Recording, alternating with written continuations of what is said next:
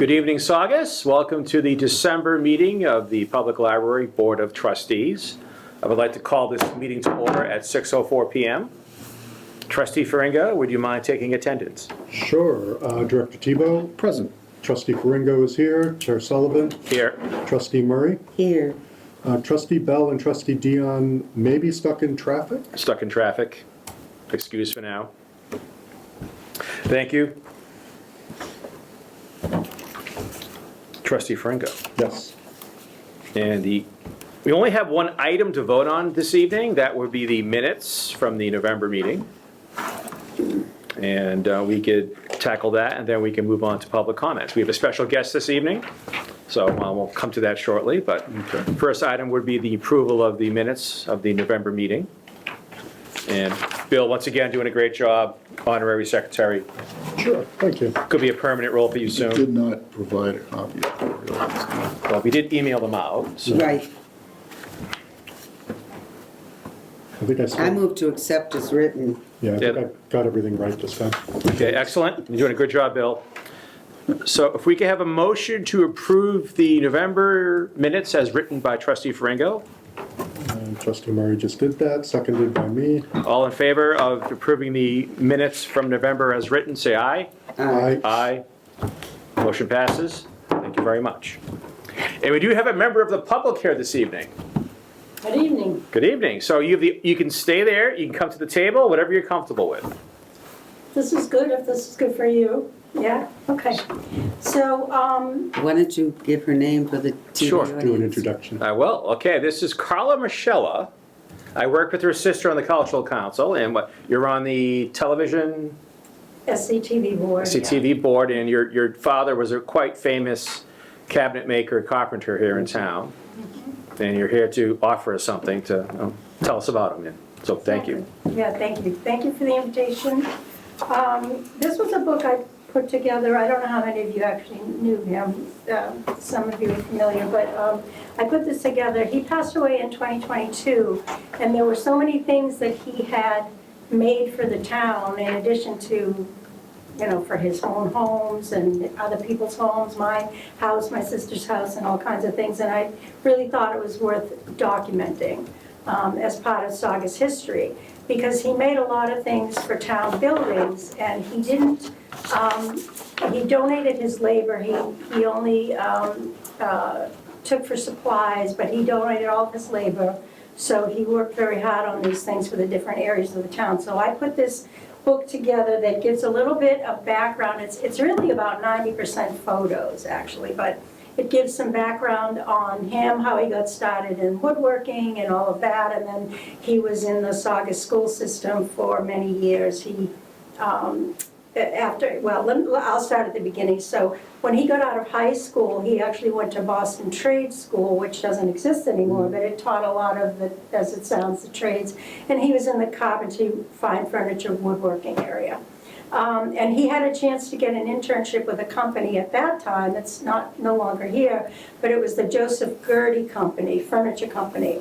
And Joseph Gertie was an immigrant from Russia, and he was a fine furniture maker in and of himself, and he hired a lot of craftsmen to make one-of-a-kind furniture for the more wealthy areas of Boston. So a lot of it was one-of-a-kind and custom-made. Some things he might have made, the company might have made, say like 10 different coffee tables that were the same, but they were all very finely made, handmade. And my father had a particular knack for this level of skill, so he learned a lot of wood inlay techniques. So if you go to Europe, you'll see furniture like this everywhere. It's in the European tradition. So inlay, veneers, which kind of have a bad reputation because veneers nowadays we think of as not too well made, but in those days, as the furniture, the fine furniture like the mahoganies and the walnuts, as they started to become more scarce, originally furniture was made from solid mahogany or solid walnut or whatever it was, but they had to start finding other ways of using the walnut and the mahogany, but not in the entire piece of furniture. So he learned how to do the veneers, the inlays, the carving. You see a lot of the carved legs, carved scrolls on things. That was very European in its pedigree. So he was a very unique opportunity for him to be able to do that. But he got drafted into the Korean War, and when he came back, he ended up opting to use the GI Bill to go to college as opposed to continuing with the fine woodworking. I think probably if he had had his way, he probably would have just stayed with the fine woodworking. He loved doing it. He loved building. But he became an industrial arts teacher, got his degree in education, and he started at Saugus High in 1956, I think it was. And he was an industrial arts teacher for many years, and then he became the coordinator of the department there, and then he became a vice principal at the high school. And so he was still utilizing these skills, and he was making furniture for friends and helping people put porches on their houses and redoing their bedrooms and their bathrooms. He also had started a company with a friend of his soon after he got back from the military, and they did mostly kitchen and bathroom remodelings, and so they did all the cabinets, everything from scratch, everything by hand. So he built a house in Maine, totally by himself, completely. Starting in, it was 1963, I believe. And the only thing that he had to hire for was somebody to come in and excavate the lot and dig out the hole. But he put the foundation in, built the whole thing in beautiful style, all wood, vaulted ceilings, just beautiful craftsmanship, fieldstone fireplaces, fieldstone, everything. It's and I've been a very lucky recipient of having that. Lots of nice years spent up there, and I still love it up there. So that's kind of a snapshot. When he retired in 95, I think it was, or 93, I think it was 93, he ran for school committee, and he served 2 terms on the school committee. He was the chairman in one of the terms, and he started at that time in his retirement a senior citizen woodworking class. So it was through the senior center, but it was down at what was the old high school. And he had that, he loved that class, and people were very loyal to that class. He'd get hundreds of people over the years that went through, and he taught them a lot of these skills that were being lost. And one of the things he really liked to do was furniture repair, especially antiques that probably had some value, certainly had sentimental value and still were in really good shape, but had some, maybe missing a leg or an arm or whatever. And he was able to repair them so that you couldn't even tell they'd been repaired. He could match stains, he could match the wood. People raved about his furniture restoration, and he taught that to the members of the class. Unfortunately, I wish we had more before and afters, but we don't have any before and afters of that, which I think is like a total tragedy. Because I know there were a lot of beautiful things out there that he was able to save for people. And people they'd come down and he'd find something by the back door where the wood shop was, some old chair or something. It's like, who left this? Somebody would hear that he could, do that kind of stuff, and they would drop things off for him. So that kept him really busy for, the last 20, 25 years of his life, and he really enjoyed that.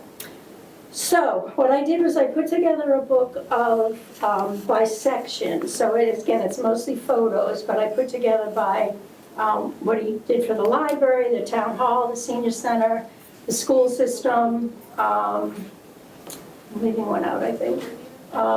Anyway, and he did a lot of sort of miscellaneous projects as well. So it was kind of a miscellaneous section. So I just wanted to show you, and there's also some other sort of personal information in there, just to give a little bit about his background. But I also took photos of all the things he had made in my house, in his house, in my sister's house, fine furniture. Because it's beautiful stuff, and it's stuff you can't find anymore. It's not, things aren't made the way they used to be. This is solid stuff that can last generations. So this is what it looks like, and I just wanted to show you I don't know how many of you remember that there used to be a sign out in front of the high school. Does that look familiar at all? It was right on Main Street. But I this- think I recall that. They took that down when they built the new one? Yes. Yeah, okay, I remember, yeah, because I Yeah. used to live over there. Yep, that's it. And this is just a sample of the wood carving that he could do, and also the different stains and how he could use stains to make color. He was totally anti-painting wood. You don't paint wood, never, ever paint wood. So, and he turns out to be right most of the time. So in the library, I just wanted to point out the podium that's behind you, he made that. Wow. Upstairs near the reference area, the cases for the CDs and the DVDs, he made those right at the top of the stairs. And then there's a case on the front wall upstairs that holds a shovel. And that shovel is from the breaking ground ceremony on the Veterans Park, I think that's what they call it, on the corner of Central Street and Winter Street. And they used that, they wanted a case to sort of memorialize the shovel, so he made the case for that. But tons of stuff in the senior center, that's what this all outlines. Tons of stuff for the schools, a lot of signs for the schools. Didn't he make the podium they used to use for school committee meetings? Yeah, the selectmen. Selectmen, So, right. yeah, the town hall, he made some really beautiful things. The selectmen's desk, which you see on every meeting that is, they're all televised. And you can kind of separate the sections on those, but he put a lot of craftsmanship into those. He was not into just doing like 4 square, So the hat rack, so-called hat rack that's at the top of the stairs in the town hall when you go in, it's a big, and it's got like flowers on it because it was made for the garden committee wanted to donate it to the town hall garden club. So he made it, and they did some painting on that. There's like a credenza in one of the rooms in the town hall, one of the meeting rooms. And those 2 big curio cabinets that you see when you first walk into the town hall on either side, he made both of those as well. One of these books is actually in one of those, on display in one of those curio cabinets.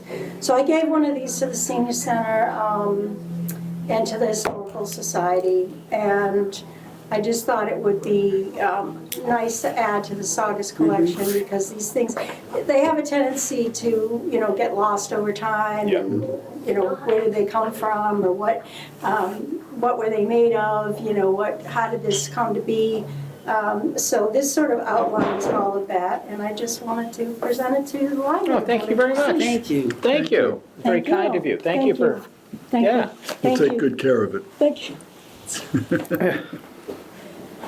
So your dad will always be part of the town. Your dad will always be here. Yeah, which he is great. loves Saugus. He loves Saugus, and I just thought, when I was putting this together, I was thinking to myself, first I thought it would be fine, then I'm like, I have to put a lid on this. Like, I just kept finding things, and it was getting longer and longer, and I'm like, so I couldn't put everything, but the pictures of the house that he built and all the furniture that he made within, for personal or for friends or whatever is in there, so.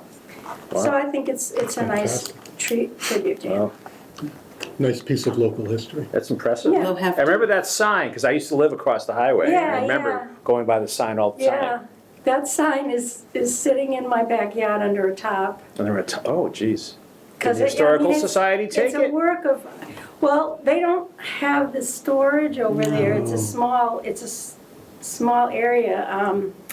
Yeah, I mean, I think it's got the sachem head on it, and it's just, it was actually a gift of the classes of '86 and '89 came to him. Most of the time, people came to him and asked him, to make something. They're custom do orders. They're something. coming in. Okay. So the classes of '86 and '89 asked him to make a sign for the high school. So that's how that all came about.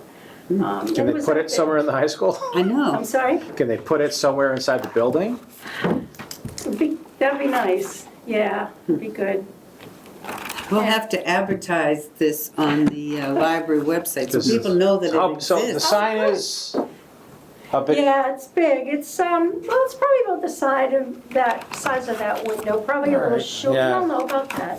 I don't think it'll fit in my office. Yeah. That's what you're thinking. Yeah, we could, you don't need Yeah. a It would be file, nice you don't need inside file the cabinets, school. Alan. Right. Everything's online now. Yeah, No. maybe I can put it on We- the front They lawn. could put that in the school somewhere. I'm pretty sure they could find a home for it. Yeah, it'd be nice, because it really, especially because the two classes wanted to do that and donated to do All that. right, I'll ask someone. So. Did you alright. talk to anyone in the school committee about that, or? Not recently, no. All right, okay. All right, I'll Yeah. ask. Yeah, They can make a home for it. I mean, it's historical and it's beautiful. it And really your is. dad made all that stuff for the town, so, Yeah. for free. I mean, the crowd, like he used to say sometimes when he would make things, he's like, oh, I'm just gonna slap it together, because it was something that wasn't that important. It might be Yeah. a little cabinet for down the cellar or something like that. But then there were other things that, putting hours and hours and care and artistry and all that stuff into it. So you don't want to see that lost to time, so. Thank you so Well, much. thank you very much. Thank you, appreciate your We time. appreciate it. Thank you very much. Yeah.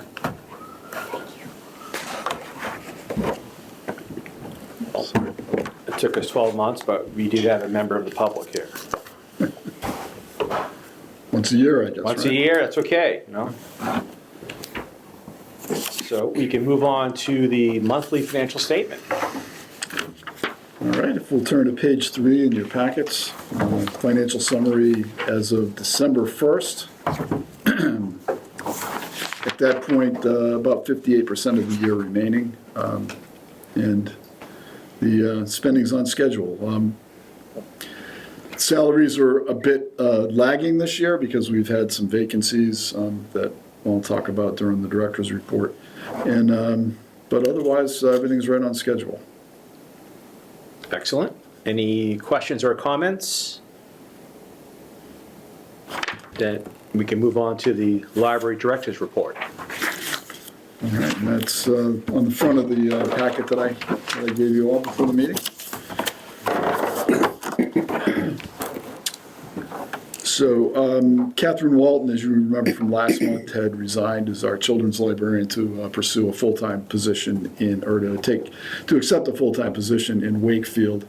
And we have offered, and it has been accepted, an offer for Gemma Bruce to become our new 24 hours per week part-time children's librarian beginning December 29th.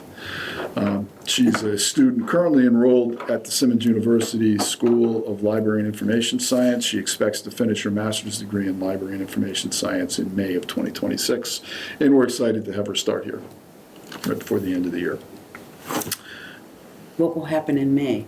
Is she only here until May? No, she hopefully will stay Okay. for a while. Anyway, it's a lot of turnover at that job.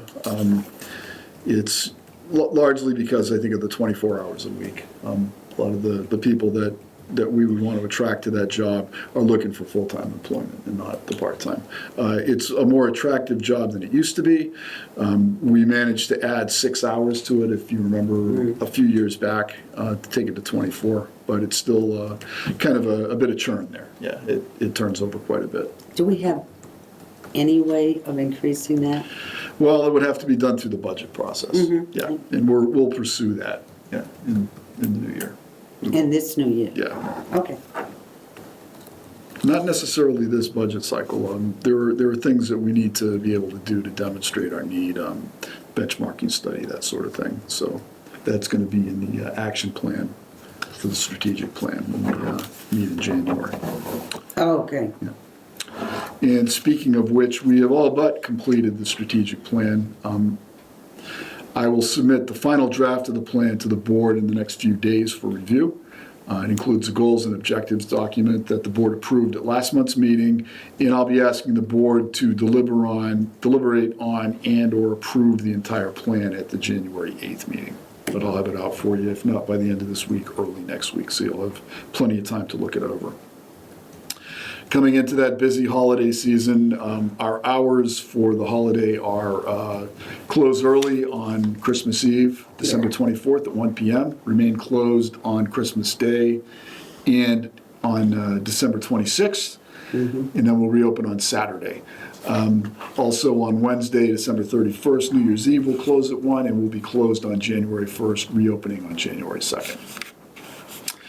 I'm going to submit the first draft of our FY 2027 budget submission at tonight's meeting under new business. The final request isn't yet completed, but I have to have it into Town Hall by December 19th. I'll forward a copy of the final request to the board when I submit it to Town Hall, and I'll brief the board on it at the January 8th meeting, and we'll look for sort of after the fact approval on it at that point.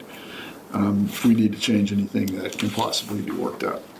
And the town manager's office is going to schedule an appointment sometime in January with the town manager and treasurer to review our request. Are you going to that, Mike? If they give me proper notice. As soon as I know, you will know. Problem is, they tend to run 3 or 4 hours late, so Yeah. if you have a job, Yeah, it can be challenging if you're gainfully employed. yeah. Sometimes the people that they're seeing in front of us, the meeting drags on a little bit longer. Yeah, so hopefully, I scheduled to show up, I've made it to a few, Yeah. but if they run 4 hours late, Yeah. one has a job, so. Understood. Yeah. All right, and at their monthly board meeting on Wednesday, December 3rd, the Mass Board of Library Commissioners certified this library, along with a whole bunch of other ones, for meeting full requirements for the FY 2026 State Aid to Public Libraries program. So we'll receive a payment of $36,567 sometime before the end of this month. The amount represents about half of the award that we're going to receive. We'll get the second and final payment sometime in early 2026. And that's, that amount of money is just about the same as what we got last year. Yeah, So, it looks, and that's all I have, Mr. Chairman. They can buy a lot of chairs for the Brooks Room. Yes. You can have chairs everywhere. 73,000, that's good. It's amazing how Massachusetts is devoted to the library Yes. Yeah. universe compared to some other locations here in the country, so. Yeah, and that money comes in handy. I mean, we need it for programming. We use it for paying the interns and the substitute librarians Yep. we have. Extra materials money, extra money for supplies, and our professional development funding comes completely out of that as well. do you remember the old pins? We used to, after so many books, you would get pins at the library, and one of them was readers are leaders. And I think that's why we have to keep the library in the forefront, Readers are especially good with our leaders. children. So a children's librarian is very important to this library. So, any comments, concerns about the director's report? None. Thanks again, taxpayers, for supporting the library. We appreciate it. And then we could move on. We don't have any old business. So for new business, there's the 2027 fiscal budget review. And this is Fiscal year just- 2027 budget review. And this is just the numbers, not necessarily the narrative that's going to go across the street, although that doesn't change a lot from year to year, unless we have more specific asks. But here are the numbers anyway.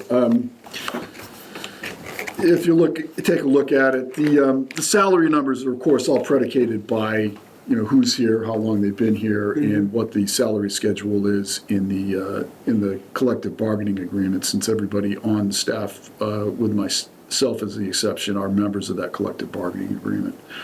You can see our salaries generally come to about 70 to 80% of the budget. That's always the biggest piece.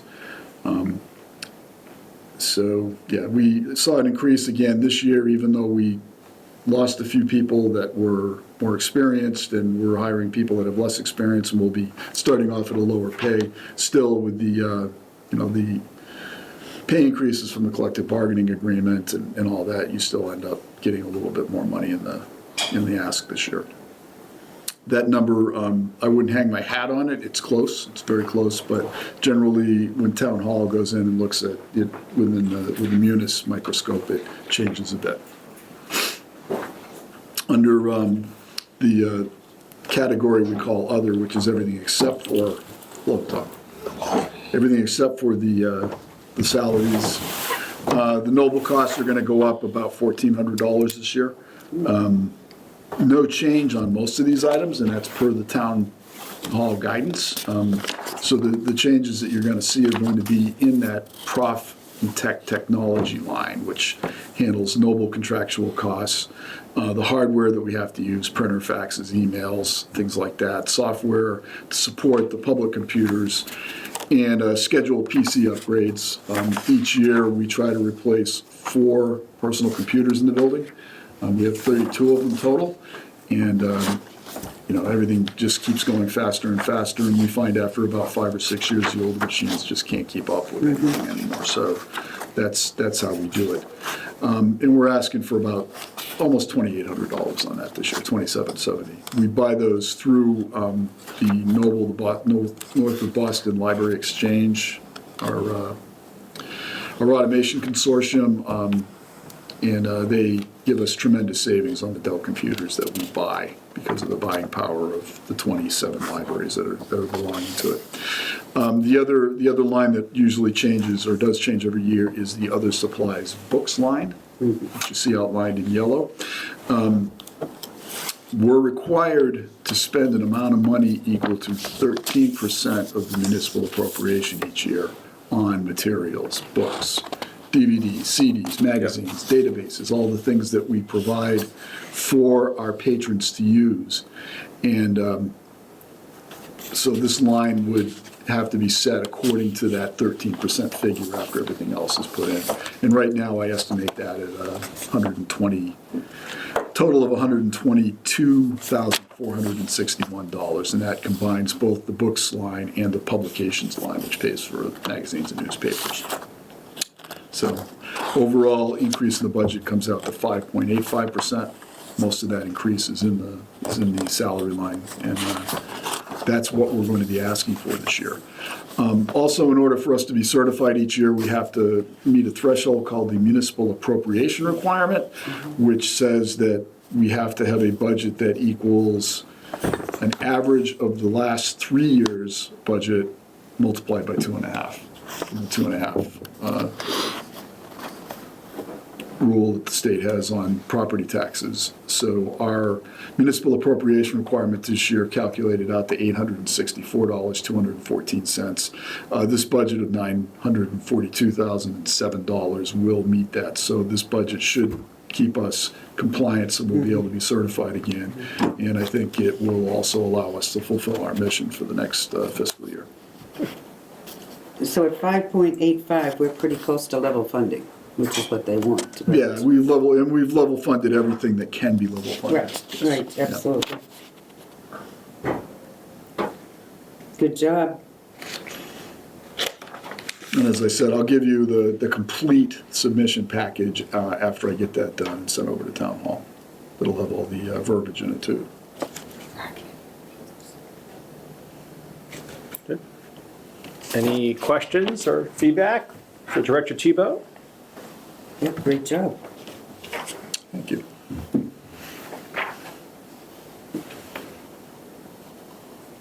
So should we have a vote to approve this, or just? It's not final, this is As is? this is an FYI thing for the board, so you kind of know what you're going to be seeing at the January, or what you'll be seeing All right. after the submission, and you will be voting on at the January 8th meeting. Excellent. Just the timing is always like this each Yeah, year. the timing's always quirky. All right. And this includes that new librarian, correct? Yes. Fresh from library school. Lots of new. Still in library Still, school. even better. Even better. So Well, any- there's a value to getting people who are going to the school. Because you Absolutely, get people new in here ideas. who are seeing, cutting edge stuff while they're going through the program. So it's always valuable. We have no more members of the public. Tommy missed a lovely presentation. My apologies. It was very good. There's a lovely book there, and there's a large Sachem sign hanging in her backyard under its heart. Excellent. So we should probably get into the high school somewhere at some point. So our next meeting would be January 8th. Great. Is that good for everyone? Yep. Bill, you're not traveling out of the country again? Going to Maldives or somewhere? No. The dry tortugas. Why Oh, not? someplace warm. Well, we always have the 15th as a fallback if something happens, like a major storm. We might go to Puerto Rico in February. That's on the list. We'll see what happens. We're in discussion. For the library meeting, you mean? Yeah, library meeting, we're gonna fly down. Okay. San Juan. 70,000 were covered. The comment section are going to be lit on this YouTube video. 74,000. So, we'll do January 8th. Thank you for the budget presentation. And any other questions or concerns to bring up? Okay, so if I could have a motion to adjourn the meeting at 6:34 PM. Motion to adjourn? Someone second the motion? Second. All in favor of adjourning the meeting at 6:34 PM? Say aye. Aye. Excellent, motion passes. We'll see you all next year. Merry Christmas, happy holidays to everyone. Thank you, Town of Saugus again. Hello, Senior Center, and thanks again, Saugus TV. Oh, come on.